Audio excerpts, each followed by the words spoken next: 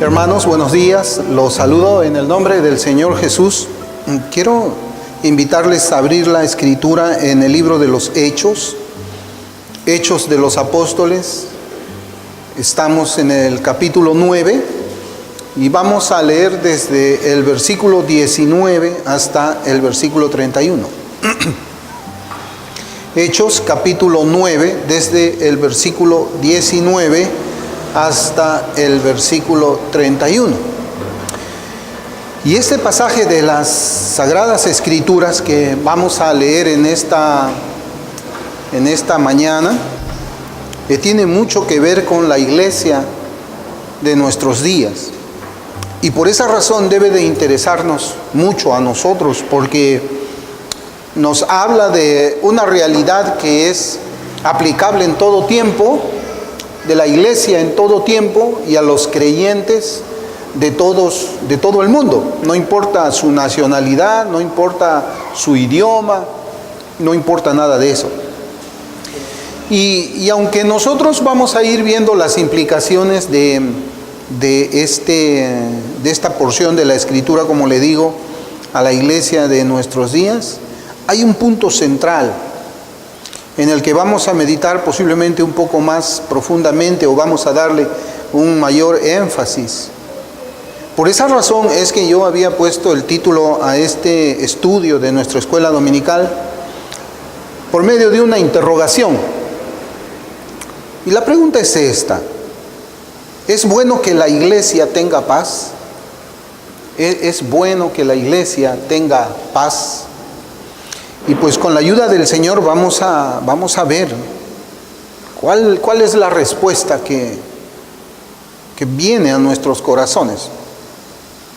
La Escritura dice: y habiendo tomado alimento, recobró fuerzas, y estuvo Saulo por algunos días con los discípulos que estaban en Damasco.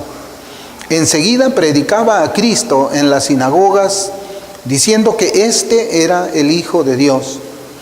Y todos los que le oían estaban atónitos y decían: ¿no es este el que asolaba en Jerusalén a los que invocaban este nombre?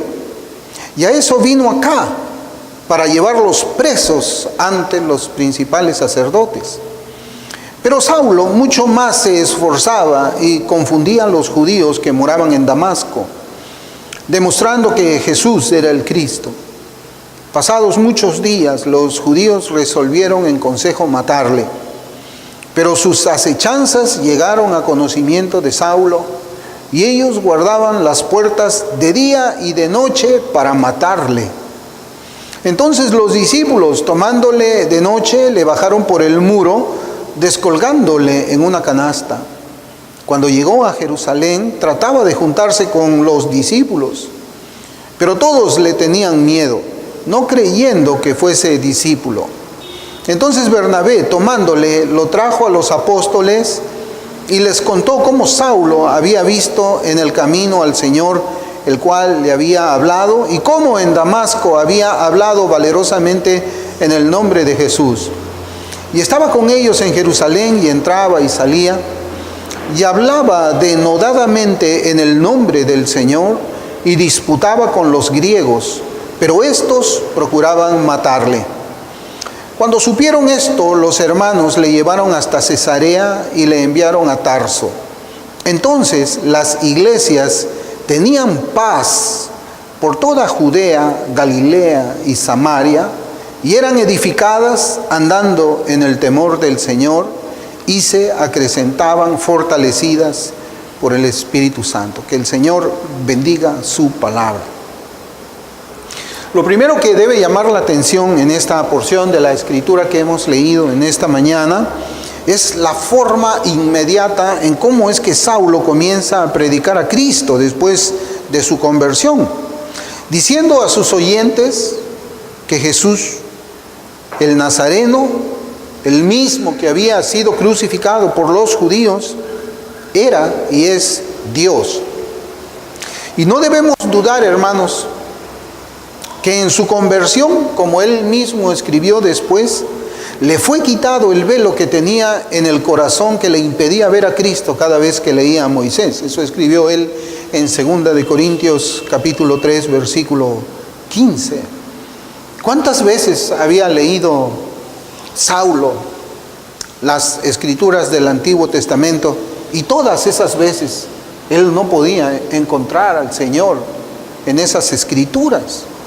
Pero ahora vemos de que Saulo sí entendía espiritualmente las escrituras que habían sido inspiradas por el Espíritu Santo. Ahora él tenía una perspectiva distinta de los profetas, del contenido de la profecía en el Antiguo Testamento, del contenido del Pentateuco.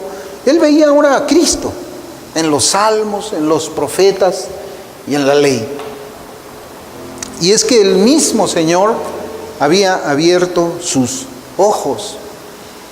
Y es algo que debe sorprendernos, ¿verdad, hermanos? ¿Cómo es que alguien que puede tener una memoria de todos los pasajes de la Escritura, cómo es que alguien que pudo haber sido entrenado en la palabra del Señor del Antiguo Testamento, en un momento de su vida tenga una perspectiva de la Escritura y en otro momento tenga una perspectiva que es completamente distinta y hasta opuesta? ¿Cómo alguien que tiene la Biblia en sus manos puede pensar de una forma en un momento y pensar de otra forma distinta, contraria, antagónica en otro momento? Y aquí notamos que la diferencia entre un tiempo y otro lo hace la conversión. Lo hace la conversión. Y esto es importante observar, que Cristo abre los ojos. Porque cuando el Señor se revela a Saulo, no solamente está abriendo sus ojos espirituales, sino que cambia su vida por completo. La vida de Saulo cambia en su totalidad, en cada aspecto de ella. Eso es la conversión, es una doctrina que es olvidada. O si alguna vez alguien llega a entender la doctrina, es despreciada, es pasada por alto. Y más allá de poner su seguridad en la obra que Cristo ha hecho en la cruz, y que esa obra a la vez se ve en su propia vida, prefiere tener un apoyo de su seguridad en cualquier otra cosa. Lo que la Escritura nos enseña aquí es que no solamente Saulo había entendido espiritualmente lo que Moisés había escrito acerca del Mesías, lo que los salmos hablaban acerca del Mesías, lo que los profetas habían profetizado acerca del Mesías, sino que ese entendimiento lo cambió a él de una manera abrupta, en todas y cada una de las partes de su vida, comenzando porque el cazador ahora se había convertido en una presa, el perseguidor pasó a ser perseguido, y lo que debemos comprender es que en la conversión nunca existen tonos grises. En la conversión nunca existen tonos grises, ni en la doctrina, ni en la práctica. El nuevo nacimiento es como el nacimiento de un ser humano. Alguien alguna vez, yo escuché de alguien alguna vez que enseñaba el nuevo nacimiento progresivo. Y él había tenido, esta persona que enseñaba el nuevo nacimiento progresivo, era alguien que había confundido la doctrina de la conversión, el nuevo nacimiento, con la doctrina de la santificación. El nuevo nacimiento, el nacimiento espiritual, es igual, es semejante al nacimiento natural de cualquier ser humano. Es igual al nacimiento natural de los animales, es igual al nacimiento natural de los peces. O sea, un ser humano no va naciendo y termina de nacer cuando está próximo a morir. El ser humano abandona el útero cuando nace, y a partir de ahí ya tiene una vida fuera del útero, y es una vida donde comienza a desarrollarse como un ser humano. Comienza a fortalecerse, comienza a crecer, comienza a tener aprehensión, conocimiento. Es igual en la vida cristiana. El que nace de nuevo, nació del Espíritu, y es espiritual. Cambió totalmente su forma de ser. Ya no es que está la mitad en el mundo y la otra mitad en el cristianismo, y conforme pasan los años, una tercera parte está en el mundo y 2/3 partes está en el cristianismo, y pasan muchos años más y 1/4 parte todavía está en el mundo y 3/4 partes están en lo espiritual. No, eso no es así. El que nace de nuevo es 100% espiritual, y eso lo vemos aquí nosotros en la vida de Saulo de Tarso, que ahora era pues Pablo.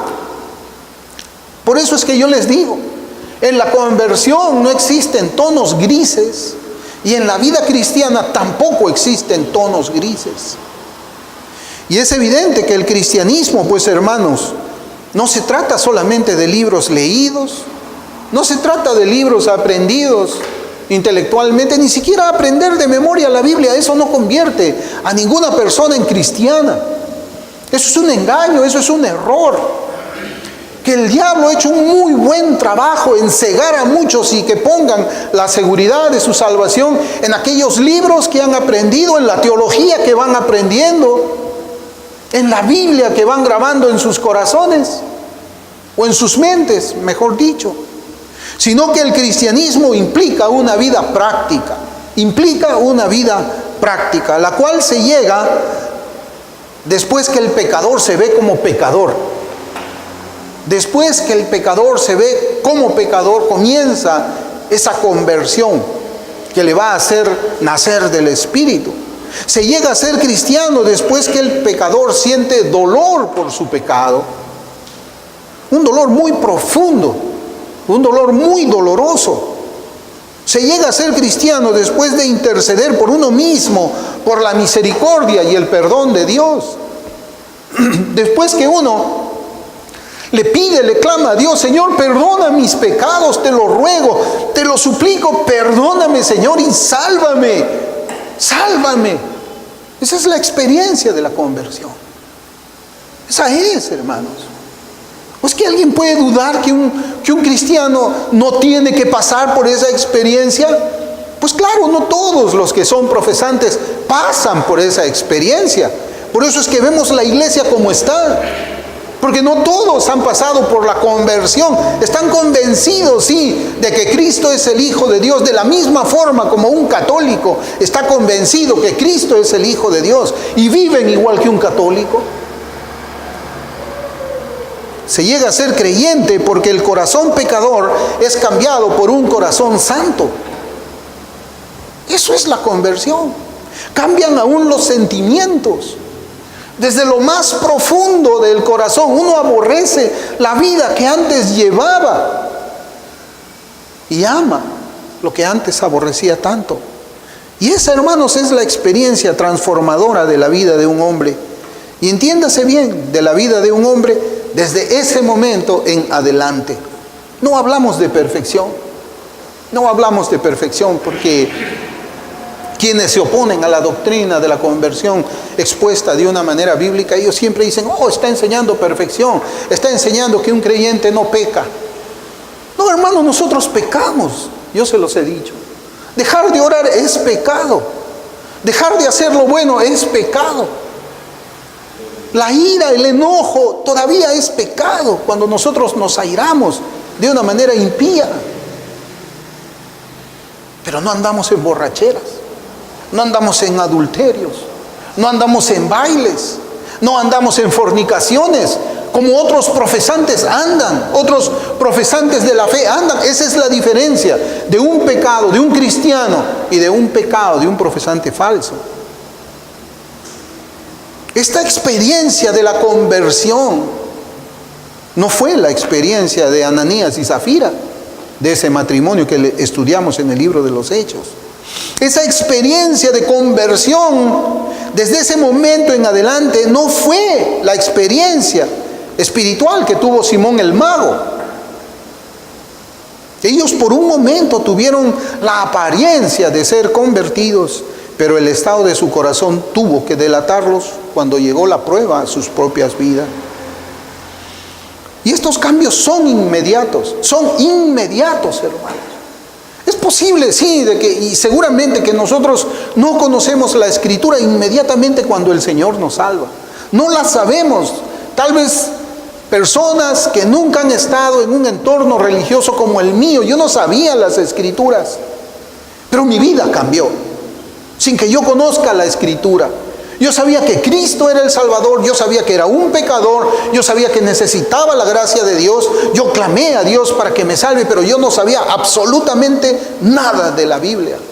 Es más, cuando hablé con mi esposa, yo le decía, tenemos que hacer ciertas cosas, tenemos que buscar una iglesia donde congregarnos, tenemos que pagar el diezmo y tenemos también que tener Biblias y tener estudios bíblicos en la casa.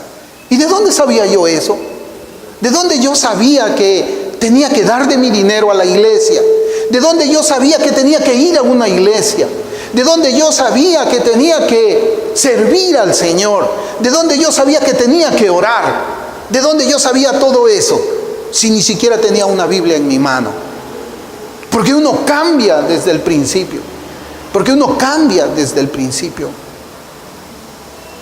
¿Y por qué predicar en las sinagogas? Porque vemos ese cambio inmediato en Hechos 9:20. Dice, enseguida, o sea, inmediatamente Saulo predicaba a Cristo en las sinagogas diciendo que este era el Hijo de Dios. ¿Y por qué predicar en las sinagogas? ¿Por qué no ir a una plaza pública? ¿Por qué no predicar allí en la plaza de Damasco donde el Señor le había salvado? ¿Acaso no sabía él que allí era donde nacía la mayor oposición a Cristo? ¿Acaso él no sabía que si predicaba en las sinagogas estaba poniendo su vida en peligro? ¿Acaso no sabía él que esos judíos religiosos estaban en contra del camino cristiano? Por supuesto que él sabía. Pero él fue a predicar a las sinagogas. Pero yo creo que Pablo estaba enseñando a sus compatriotas, a los judíos, sean de procedencia gentil, o sea, de que ellos sean de Jerusalén, hayan sido de Jerusalén, por las siguientes razones que él también escribe en el libro de los Romanos, en el capítulo 10, versículo 1. Dice, hermanos, ciertamente el anhelo de mi corazón y mi oración a Dios por Israel es para salvación. Él anhelaba la salvación de ese pueblo que tenía Escritura, ese pueblo que oraba, de ese pueblo que tenía su sinagoga, de ese pueblo que quería guardar la ley de Moisés, de ese pueblo que era activista en cosas religiosas. Saulo quería la salvación de ese pueblo y por eso es que él comenzó a predicar en las sinagogas. Ese mismo capítulo 10, versículo 14 nos da la razón por la cual él predica en las sinagogas. Dice, ¿cómo pues invocarán a aquel en el cual no han creído? ¿Y cómo creerán en aquel de quien no han oído? ¿Y cómo oirán sin haber quien les predique? Saulo se ofrece, impulsado por el amor a su nación, a predicar inmediatamente a Cristo como el Mesías, como el Hijo de Dios. Y vemos, hermanos, por todo esto que Saulo comienza a actuar, que él conocía exactamente el estado espiritual en que se encontraba la nación de Israel. Él conocía el estado de las almas de los judíos de sus días. Él sabía que eran hombres religiosos. Él sabía que ese pueblo invocaba el nombre del Señor, el nombre del Dios verdadero, el Dios de Abraham, de Isaac y de Jacob. Pero también Saulo sabía que el fin de ellos era el camino de muerte. Y él también sabía. ¿Y por cómo lo sabía? Porque él había estado allí. Porque él había estado allí. Los judíos despreciaban a Cristo. Hoy en día muchos creyentes, entre comillas, desprecian la santidad. Hoy día hay muchos creyentes que desprecian una vida de piedad. Hoy día hay muchos creyentes que repudian una vida separada del mundo. Hoy día hay muchos creyentes que repudian una vida separada del pecado, y todo esto ha empujado a muchos predicadores ¿a qué? A diluir, a cambiar el mensaje del Evangelio con todas sus doctrinas. Filipenses 1:27 dice, solamente que os comportéis como es digno del Evangelio de Cristo. Solamente que os comportéis, conducta, forma de vida. El Evangelio no es solamente exponer a Cristo como el Salvador, te convertiste y vive tu vida como quieras. El Evangelio es un conjunto de doctrinas que nos enseña cómo es que es el mandamiento de Dios para cada uno de los que Él ha salvado. Solamente que os comportéis como es digno del Evangelio de Cristo. ¿Y cómo requiere el Evangelio de Cristo que nos comportemos? ¿Cómo es que debe comportarse un cristiano? No dice la Biblia cómo es que debemos de comportarnos nosotros. Pues para mucha iglesia no. Para muchas congregaciones no. John Trapp tiene el siguiente comentario de nuestro versículo de Filipenses. John Trapp dice así, comienzo la cita: Hipócrates hizo que sus seguidores hicieran un juramento para que mantengan su profesión sin mancha y sus vidas irreprochables. Cuando nuestra vida es contraria a nuestra profesión, estamos deshonrando y envileciendo al Evangelio. Y se puede decir de nosotros, como dijo un pobre hombre de campo a un caballero que elogió a los españoles por su devoción y por sus muchas bendiciones, haciéndose entre ellos la señal de la cruz, diciendo: sin duda, los españoles, ellos son hombres santos, cruces por fuera y el diablo por dentro. Cruces por fuera y el diablo por dentro. Por eso es que la Escritura dice que la conducta de un cristiano debe ser digna, debe ser acorde con el Evangelio de Cristo, debe ser acorde con la persona de Cristo. Y Cristo es santo, Cristo es puro, Cristo es separado del mundo y Cristo es separado del pecado, y así tiene que ser la conducta de un cristiano. ¿O alguien cree que no? ¿O alguien cree que no es así?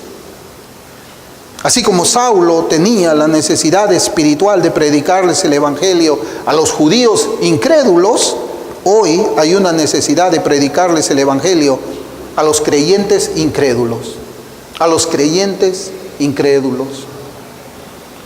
La respuesta de la audiencia, la respuesta de los judíos incrédulos, la respuesta de los creyentes incrédulos es la misma siempre.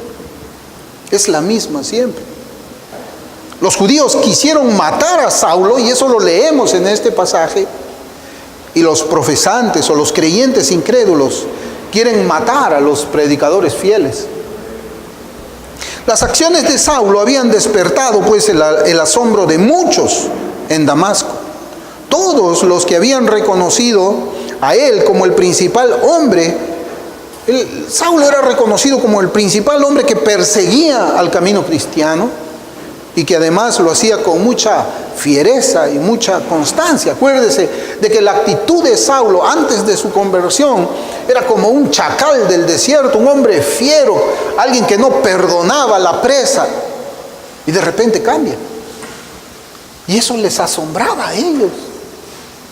Ellos decían: ¿cómo este hombre que respiraba amenazas de muerte, míralo ahora? Tiene paz. Ya no se le ve lleno de ira, lleno de rabia. Es un hombre que su rostro expresa paz. Y sus palabras también han cambiado. No solamente su conducta, sus palabras también han cambiado. Su enseñanza también ha cambiado. Y era evidente que algo había sucedido en la vida del cazador que no podía ser entendido por aquellos que habían oído de él.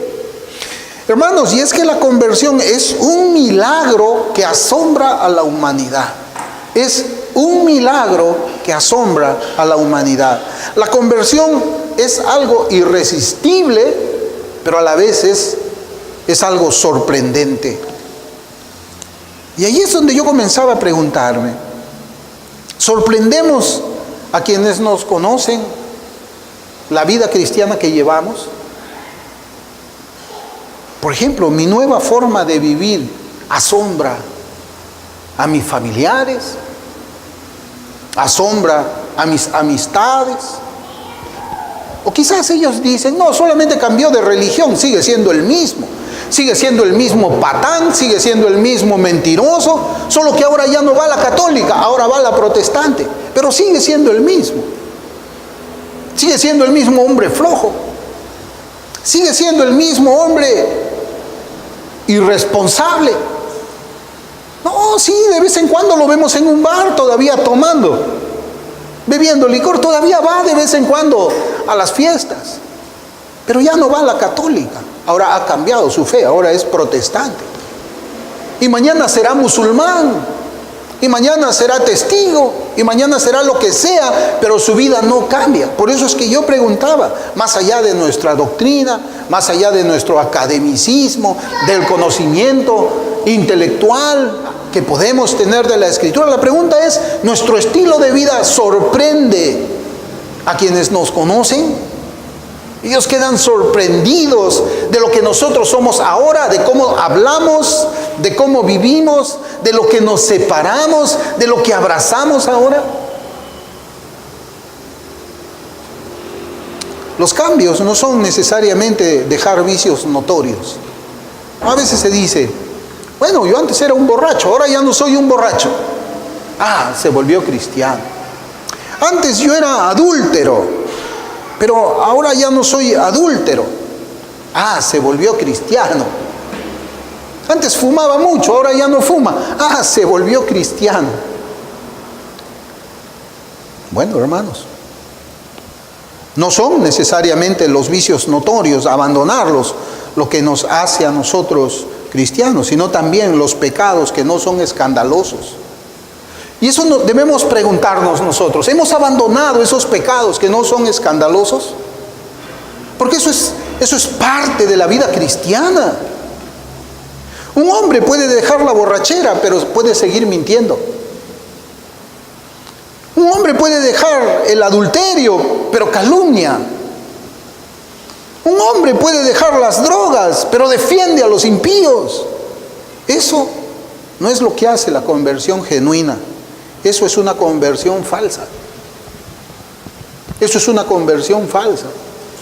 Porque creemos que ser convertido es solamente abandonar y dejar atrás todo lo que es repulsivo, todo lo que es escandaloso, todo lo que es horrible para toda la sociedad. No, pero la sociedad vive contenta con las mentiras. La sociedad es una sociedad acostumbrada a la calumnia, al engaño, a la infamia. Eso no es algo horrible, ¿no? A la codicia, a la fama, al deseo de fama. ¿Cuántos moralistas podemos ver allí que no son adúlteros, no son borrachos, no son drogadictos, pero sí son avaros, pero sí son codiciosos, pero siempre tienen sus mentiritas blancas? No, esto es una mentira blanca. Sí, pero son hombres respetables que visten traje, corbata, pero viven así. Hermanos, eso es una conversión falsa. Es una conversión falsa. Los versículos del 23 al 26 debemos leerlos juntos. Dice la Escritura: pasados muchos días, los judíos resolvieron en consejo matarle. Pero sus acechanzas llegaron a conocimiento de Saulo, y ellos guardaban las puertas de día y de noche para matarle. Entonces los discípulos, tomándole de noche, le bajaron por el muro, descolgándole en una canasta. Cuando llegó a Jerusalén, trataba de juntarse con los discípulos, pero todos le tenían miedo, no creyendo que fuese discípulo. Bueno, primero acá vemos la consecuencia de predicar a Cristo entre aquellos que también conocían las Escrituras, pero que tenían una interpretación diferente de ellas. La sentencia de muerte sobre Saulo hace que su condición cambie de perseguidor a perseguido. Y no había, hermanos, y esto es algo que es algo tremendo, y se los vuelvo a decir, no había de parte de los judíos el deseo de abrir la palabra de Dios y procurar convencer con argumentos sólidos a Saulo de que su forma de ver las Escrituras era equivocada.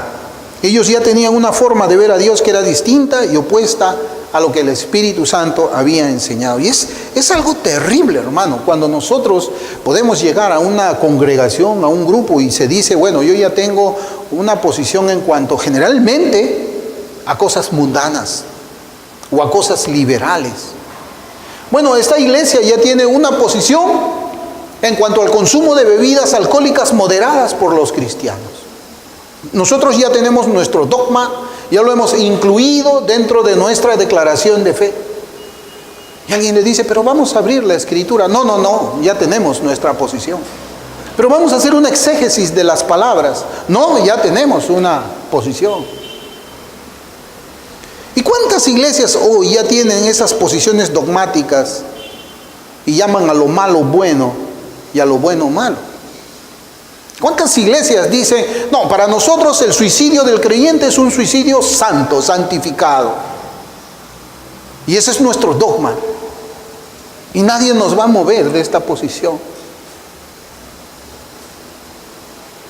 Y vemos acá que por entender las Escrituras de una forma diferente a la de la mayoría de los judíos, no solamente Saulo debía ser expulsado de su congregación, sino que debía dictarse sobre su vida una sentencia de muerte. Y es terrible saber de que pueden haber iglesias, de que en nuestros días, aquellos que dicen, yo no creo que un creyente pueda suicidarse, pues hay que expulsar a este hermano. Yo no creo que un creyente deba beber licor, ni siquiera de manera moderada. Hay que expulsar a este hermano. Es algo horrible. Es algo horrible, la verdad, que expulsen a alguien de una congregación. Pero no solamente lo expulsan, sino también hacen escarnio. Hacen escarnio del que piensa diferente en ese aspecto moral. Porque el consumo de licor tiene que ver con la moral. El suicidio tiene que ver con la moral. Y todo lo que tiene que ver con la moral está aquí en la palabra de Dios. Hermanos, pareciera que los hermanos también estaban asombrados de que Saulo hacía cosas contrarias a lo que estaba acostumbrado a hacer. Sí, él ahora predica de Cristo. Se habrían preguntado, ¿cómo ahora Saulo está predicando de Cristo? Y esto había asombrado también a los hermanos, porque ellos decían, a ver, Saulo está predicando de Cristo, pero ellos decían, y tal vez sea esto una trampa para atrapar más cristianos. Por eso es que la iglesia no quería juntarse con Saulo. La iglesia dudaba de su conversión. La iglesia pensaba, no, esto es una treta de este hombre judío, fariseo, religioso. No hay que creerle, no hay que creerle. Por eso es que yo le digo, la conversión es algo que muchas veces, más allá de que tu familia escuche que te volviste cristiano, se impresionan porque ven que tú eres cristiano. Lo ven, lo escuchan. Te perciben, hueles a cristiano. No solamente tus palabras son, me convertí en cristiano. Porque aunque tú no se lo digas a tu familia, ellos lo van a tener que descubrir. Y lo van a descubrir cuando te vean. Pero la iglesia creía que era una trampa. ¿Y cómo hubiéramos pensado nosotros? Bueno, sin embargo, vemos que la iglesia de Damasco, sin tener una certeza absoluta de la conversión de Saulo, lo ayuda en su huida de los judíos. Eso es lo que vemos aquí. Dice que los discípulos lo llevaron y lo descolgaron por el muro, porque la puerta ya estaba vigilada para que Saulo no se escape y poder matarlo. Hermanos de la iglesia haciendo el bien a un profesante de los cuales él no tenían certeza que verdaderamente se haya convertido. Pero vemos que los otros discípulos en Jerusalén no querían juntarse con él. Hermanos, hoy día hay muchos. Y verdaderamente la iglesia pues pasa por problemas, porque ¿quién de nosotros no se ha encontrado, por ejemplo, con alguien que le pregunta, oye, ¿y ese pastor Santana? ¿Alguna vez nos hemos encontrado tal vez con alguno que sabe que somos cristianos y se acercan y nos dicen, vi en las noticias al pastor Santana? Y claro, como yo soy pastor, creen que yo soy también como el pastor Santana. Y creen que esta congregación es como la del pastor Santana, porque eso es lo que hace el diablo por medio de los periodistas. Poner a todos dentro de un mismo saco. Por eso es que hoy día hay muchos que se aprovechan de la fe cristiana para satisfacer sus propios egos. Por ejemplo, se convierten a Cristo para salvar sus matrimonios. ¿Esa es una razón para convertirse al Señor? ¿Salvar tu matrimonio? ¿Para que no te eche de la casa a tu esposa por infiel? Ah, no, me convierto en cristiano. ¿Para que no te separen de tus hijos? Ah, me convierto en cristiano. No, sí, yo soy cristiano. Voy a cambiar mi vida, voy a moldarme a ese molde que hay ahí para que no se malogre mi matrimonio. Se convierten al Señor para llenar sus bolsillos con ganancias deshonestas, así como hace ese hombre llamado Santana. Para eso se convierten a Cristo. Se convierten al Señor por hacerse de algún nombre que en el ámbito secular jamás lo hubieran podido alcanzar. También hay de esos que si no fuera por la fe cristiana, afuera se mueren de hambre. Y dicen, ¿qué hago? Me vuelvo pastor. Me vuelvo pastor, porque no tienen ningún estudio, ni siquiera pueden vender caramelos en la calle seguramente.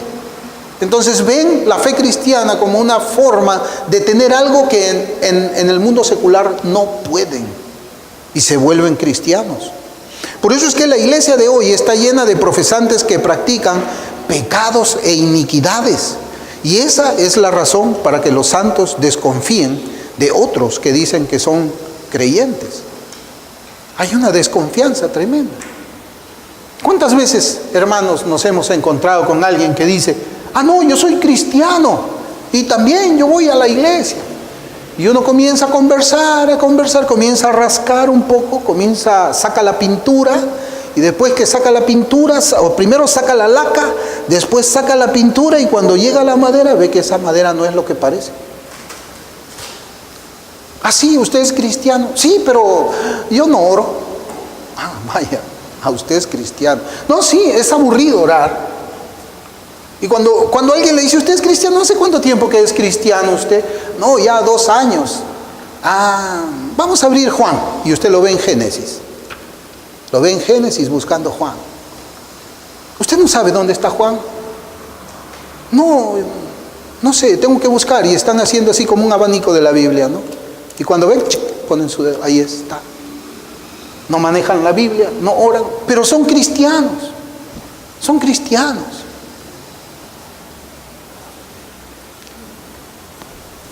Son cristianos.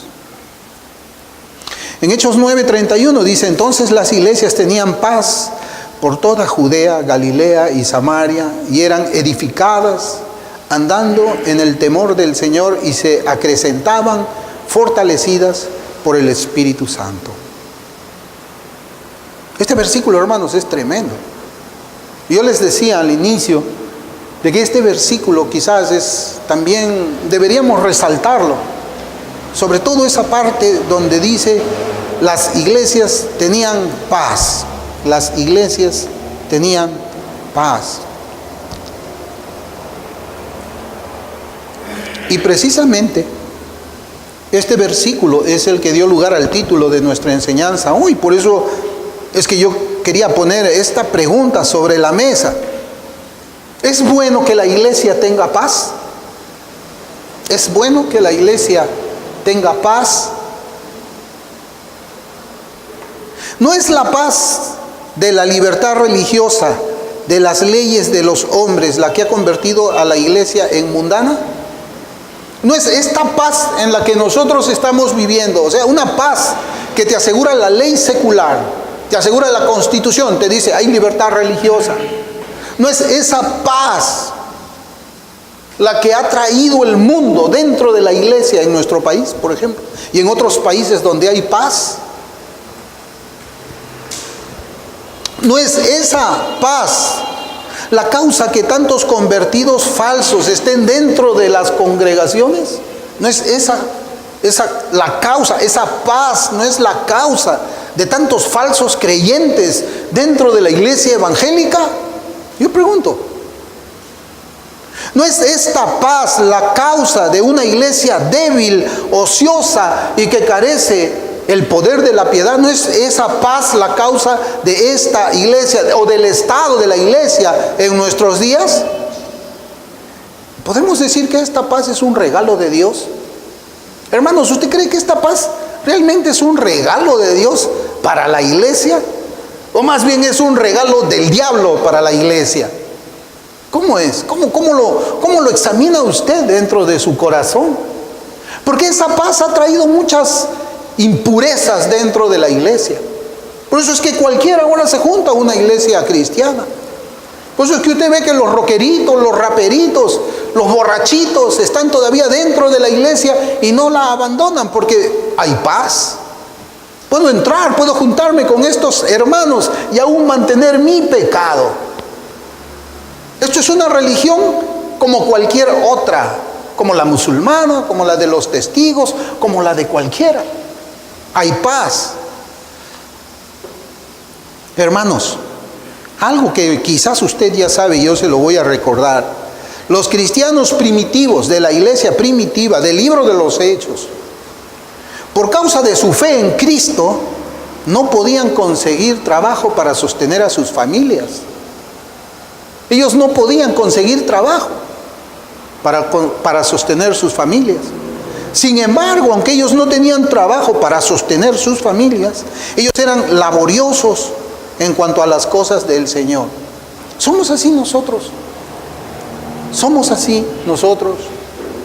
La paz de nuestros días se ha convertido en un termómetro para conocer quién es quién dentro de las congregaciones. Porque la paz del Señor, la paz que viene de Cristo, nunca podría convertir a la iglesia verdadera en una iglesia mundana. ¿Cuántas iglesias usted conoce ahora? Yo he pasado, hermanos, así por la calle y he visto que dice iglesia cristiana y tiene luces psicodélicas. Sí. Y adentro están ahí con sus conciertos, sus guitarras. Dice iglesia evangélica protestante. ¿Cuántas iglesias reformadas? Nosotros vemos a esos jóvenes inquietos y reformados, como dice ese libro de Colin Hansel. ¿Cuántos vemos nosotros en esas iglesias reformadas que están haciéndole hip hop a Dios? Con luces psicodélicas en sus conferencias. O que están adorando a Dios con tufo de licor en su boca. Esa es la paz que ha permitido que la iglesia esté infectada como nosotros la vemos ahora.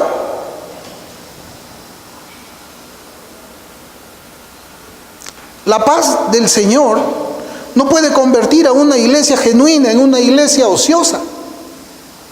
La paz que da el Señor no puede ahogar la piedad y la santidad que debe tener ella.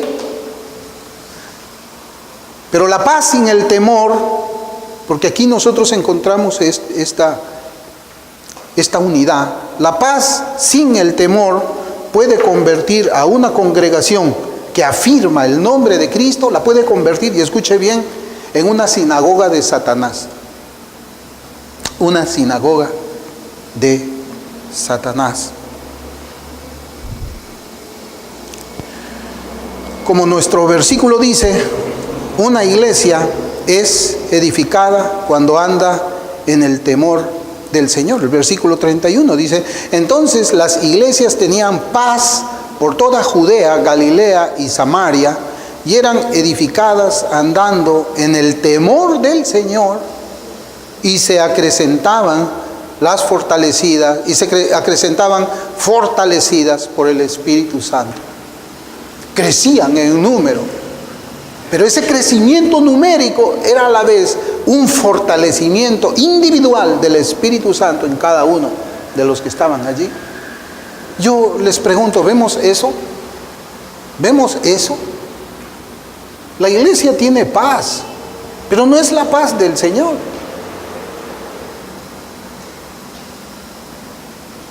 Una iglesia es edificada cuando anda en el temor de Dios. ¿Y cómo se edifica la iglesia? ¿Cómo se edifica la iglesia? Esta respuesta va más allá de la instrucción académica.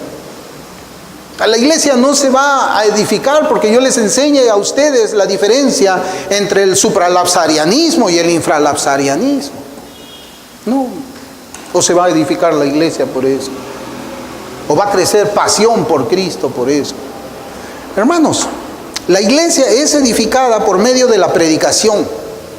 Pero por medio de la predicación que es sabia y piadosa. Sabia y piadosa. Una predicación que descubra el pecado y anime para que ese pecado sea mortificado. Una predicación que levante las murallas de la iglesia para que pueda separar lo mundano de lo liberal y de lo que es santo, de lo que es nada piadoso, de lo que es impío. Una predicación de esa naturaleza es la que edifica el cuerpo del Señor. Una predicación que no tiene doblez. Una predicación que no tiene sombras grises. No una predicación que diga, no, el cristiano no puede beber porque ese, pero por acá dice que sí puede beber. O puede beber o no puede beber. ¿Cómo es? Es gris. No, el cristiano no debe separarse, pero debe separarse. ¿Cómo? ¿Nos separamos o nos juntamos? No, el cristiano debe rechazar el mundo, pero el mundo no es malo. Oh, ¿cómo? Nos debemos separar del mundo, pero el mundo no es malo. Y si no es malo, entonces ¿por qué nos separamos? Una predicación sin tonos grises, sino que le diga lo bueno, bueno, y a lo malo, malo. Aunque la iglesia se quede vacía, hablando del edificio, ¿no? Aunque el edificio se quede vacío, esa es la predicación que hace que la iglesia sea edificada. Porque la iglesia está compuesta de los redimidos. Y el que es de Dios, la voz de Dios oye. Y la iglesia nunca ha sido, hermanos, yo se los digo, nunca ha sido para recibir multitudes y millares de millares dentro de ella. La iglesia siempre es un remanente de gracia. Un remanente de gracia. Y eso yo lo entendí claramente cuando vine al ministerio. Cuando yo entré al ministerio, yo sabía que nunca iba a tener una iglesia como la que se ve en televisión de miles. Porque yo entendía que mi predicación no iba a ser como la de ellos. Y la predicación es la que edifica. La predicación es la que ahoga la garganta de la cabra, del cabrito, pero la que alimenta a la oveja. Por eso es que el cabrito no puede soportar mucho tiempo en una congregación así, porque se ahoga, se asfixia. Y dice, mejor me voy, tengo que buscar algo que vaya de acuerdo a mi propia naturaleza. Y sí, hay. Pero es la oveja la que se queda.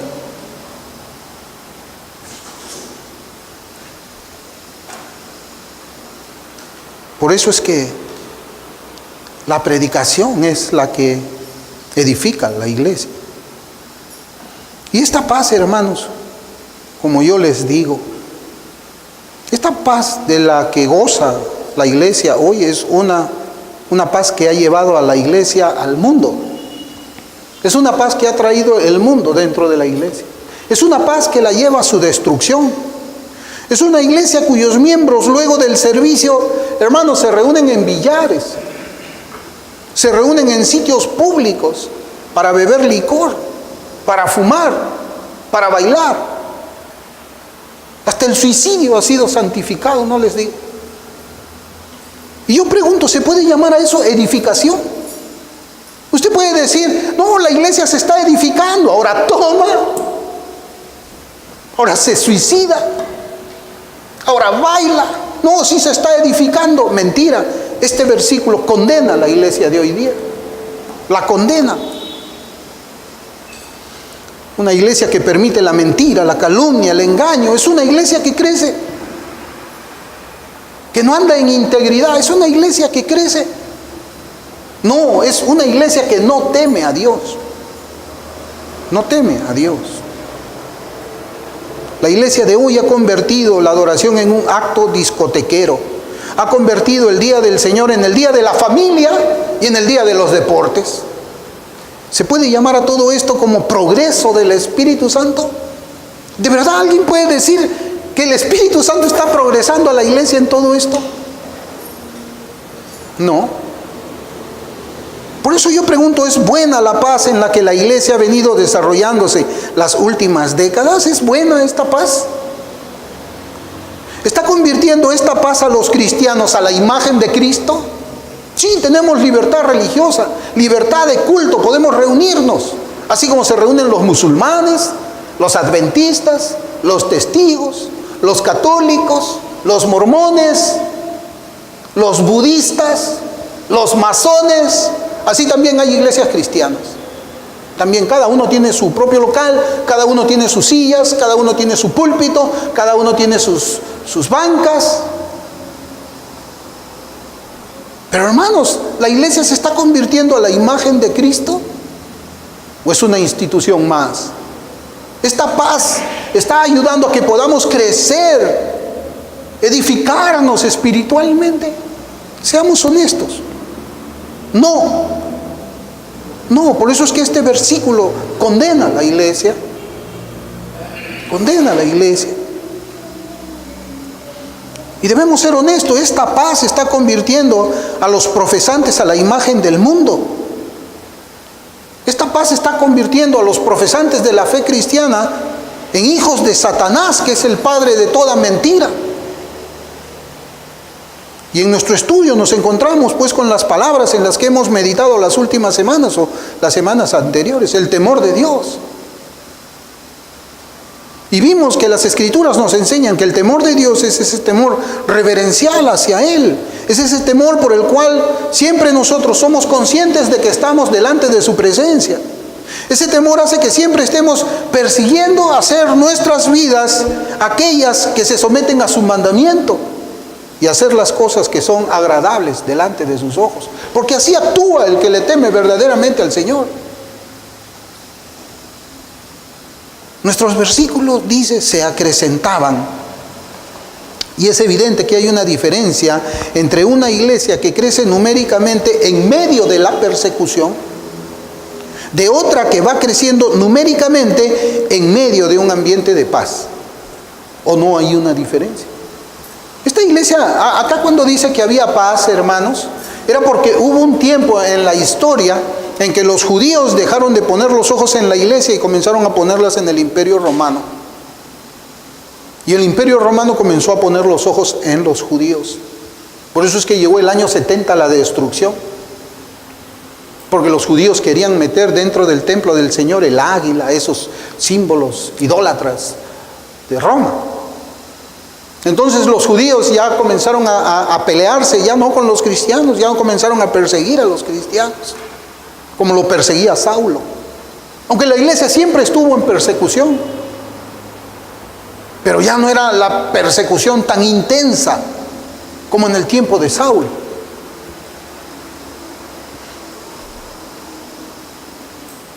Por eso es que hay una diferencia entre el crecimiento numérico en medio de la persecución y el crecimiento numérico en medio de un ambiente de paz.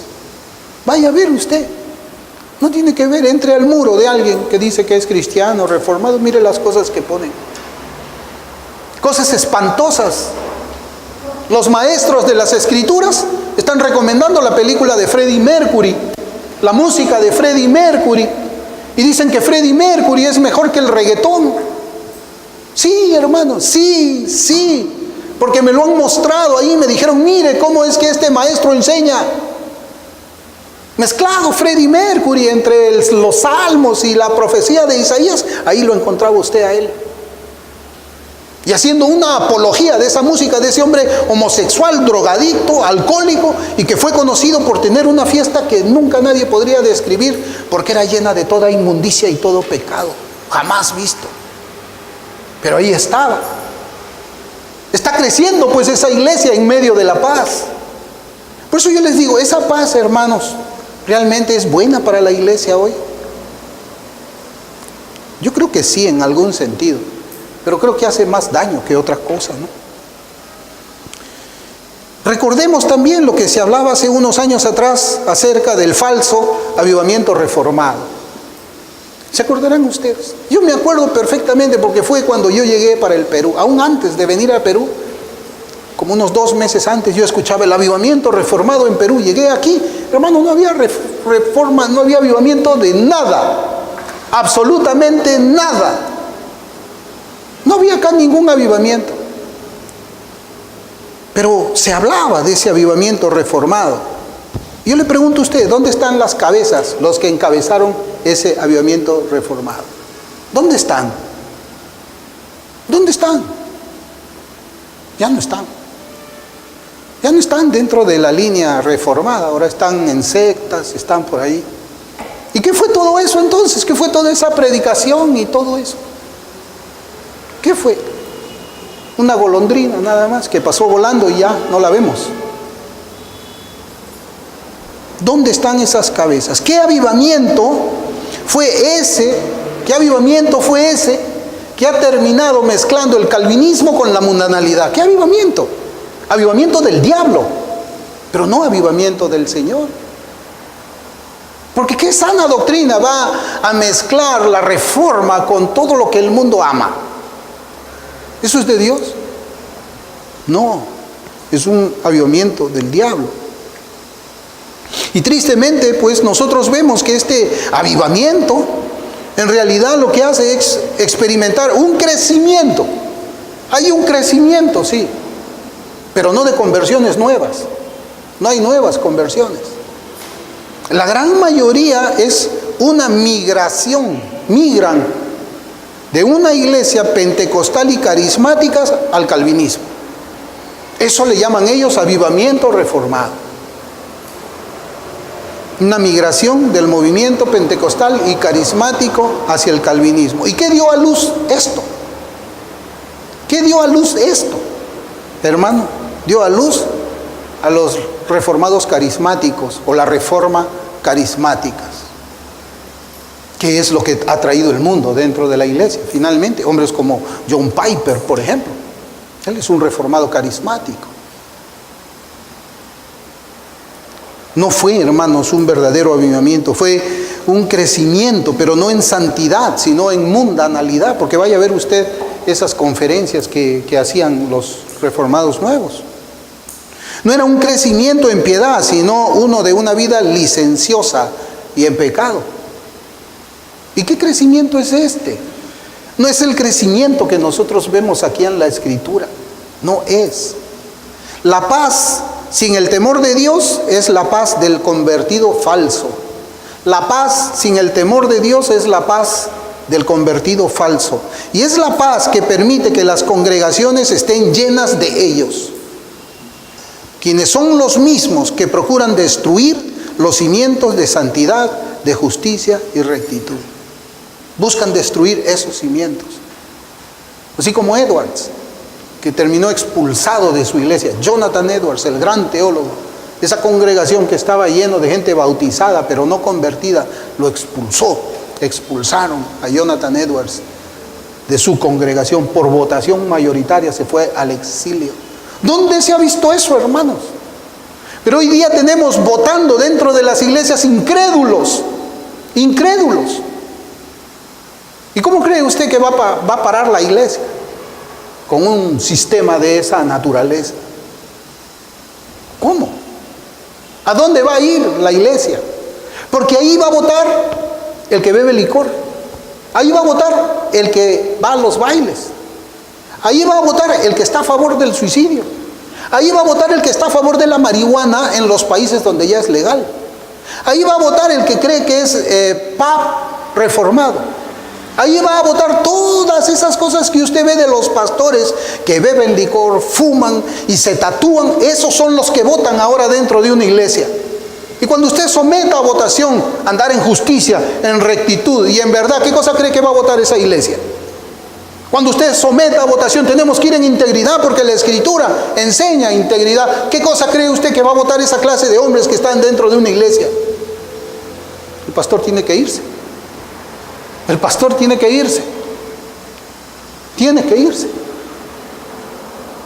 Porque es mejor irse antes que te voten, ¿no? Es mejor renunciar antes que te voten, tal vez. O mejor esperar a que te voten para que el pecado esté sobre ellos. Hermanos, ¿cómo estamos nosotros? ¿Cómo estamos nosotros? ¿Tenemos paz con temor de Dios o tenemos paz sin el temor de Dios? ¿Queremos crecer numéricamente sacrificando los pilares de la vida cristiana? ¿Queremos crecer numéricamente concediéndole al diablo una rendición, entregándole la espada del Espíritu? Eso es vender el alma al diablo, hermanos. Y estas preguntas son importantes, que deben ser respondidas para conocer el estado espiritual de nuestra iglesia. Para conocer el estado espiritual de nuestra iglesia. Hay una paz, hermanos, que no es buena. Y esta paz en la que nosotros estamos viviendo no es buena. Y tal vez deberíamos comenzar a orar por una persecución. Una persecución así como que se levanten Saulos y que comiencen a azotar y a golpear a la iglesia.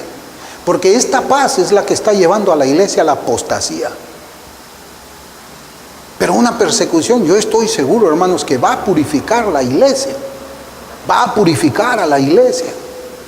Cuando tu vida esté en peligro por decir que eres cristiano, vas a negar al Señor si es que no lo eres. Y vas a dejar de congregar si es que no lo eres. Y solamente quedarán en el púlpito hombres que estén dispuestos a morir por la causa de Cristo.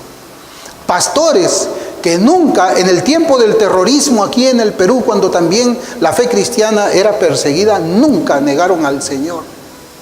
Cuando esos pastores tenían iglesias en la sierra de Perú y entraba Sendero Luminoso, ellos no negaban al Señor, preferían morir antes que negar al Cristo, porque Sendero Luminoso era marxista y creía que la religión era el opio del pueblo. Y ellos buscaban entrar en las iglesias para matarles, porque ellos creían de que el cristianismo era el enemigo del Estado. Sería bueno que tal vez no sea, se levante un movimiento terrorista, pero sí una ley que prohíba que se predique lo que nosotros predicamos. Ahí vamos a ver quién es quién. Pero estoy seguro que la iglesia va a crecer. Va a crecer. Tal vez no numéricamente, pero sí hacia arriba espiritualmente. Vamos a ver.